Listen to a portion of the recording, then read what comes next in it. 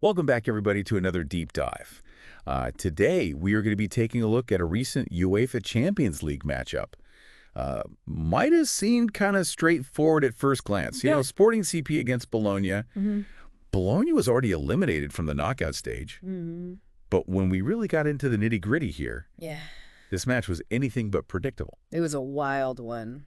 So let's dive right in. Yeah. What were your initial takeaways as you were kind of watching this thing unfold? Well, first thing, Sporting CP, they barely eked out a draw. Right. Saved by Conrad Harder. Yep. Late goal in the game. Without that goal, Oh, man. they'd be looking at their fourth straight loss, something they haven't seen since 2016. Yeah, that's got to be weighing on them, right? I mean, Sweet time. you don't want to get into those kinds of streaks. Nope. But then you got Bologna.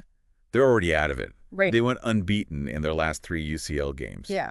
What is the story there? I mean, they were not playing like a team that was just ready to pack it in and go home. Yeah. It was really interesting. They definitely came in with a game plan. Yeah. They wanted to disrupt Sporting Okay. through set pieces, and they almost pulled it off. We saw that early on, right? I mean, Yeah. Sam Bukima almost scored off that corner, Right off the bat. hits the crossbar.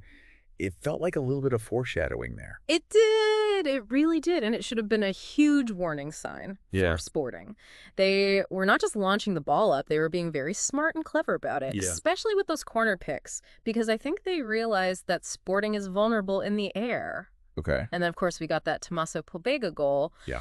Also off a corner kick, his first UCL goal in over a year. I mean, that's got to feel good. Oh, yeah. What a way to get back on the score sheet. Right. That really felt like a turning point, too. Huge momentum shift. What does this performance from Pobega tell us about his future prospects? I mean, obviously, Bologna, they're done. Right. But what about him? I think he definitely put himself back on the map. The manager saw that goal. Right. He saw his performance overall. Whether he gets more playing time in their remaining matches is really going to depend on the manager and their overall plan. But Pobega definitely made a strong case for himself. Yeah, he's making it hard to ignore him at this point. Right. And then on the flip side for Sporting, we had Conrad Harder. Our hero. He gets that game-tying goal. It wasn't just that, though. No. He was aggressive throughout that whole match. He really brought the energy. Do you think this signals a shift in his role on the team? It's possible. I mean, he's always been talented. Yeah. But there was something different about him in this match. Right. That intensity, that willingness to just take on defenders. I think that might have been a strategic decision Okay. to try to counter what Bologna was doing. But it also created opportunities for his teammates. Yeah. So it'll be really interesting to see if he sticks with this style. Keep an eye on that for sure. Definitely. We got to talk about the goalkeepers, too. Oh, yeah. Both Federico Ravaglia for Bologna. Right. And Franco Israel for Sporting. Some big-time saves. Kept their teams in it. What are your thoughts on their styles? I mean, based on what we saw. Well, it's tough to say definitively from just one match, but you could definitely see the contrast. Right. Ravaglia, he wasn't afraid of anything. Okay. Coming off his line aggressively. Like when he stopped Araujo in the first half. Yeah. And then you had Israel, who was more about anticipation and positioning. Really quick reflexes. Two very different approaches, but both effective. Yeah. Can't argue with the results there. Nope. All right, so let's step back a little bit. Look at the bigger picture here. Okay. Sporting CP, they move on, but they're unseated. Can you explain to our listeners what that means for them moving forward? So that's a big disadvantage. It means they're probably going to be facing a much tougher opponent in the next round. Okay. Someone higher ranked, which makes their path to the final a lot harder. So the odds are stacked against them. Pretty much. The seeding system is there to try to make things fair. Right. So Sporting's really going to have to bring their A game if they want to keep going. No room for error. Not really. What about Bologna?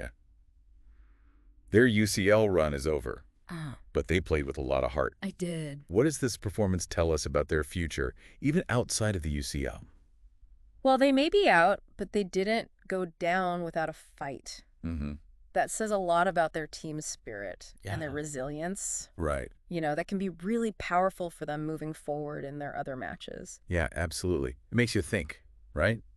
Put yourself in the shoes of a fan in that stadium. The tension, the excitement, the disappointment, whether you're rooting for Sporting or Bologna. Totally.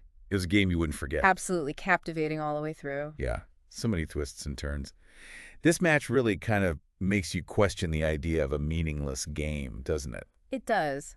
Bologna, they were out, but they still played with so much heart and purpose. What do you think that says about competition in general?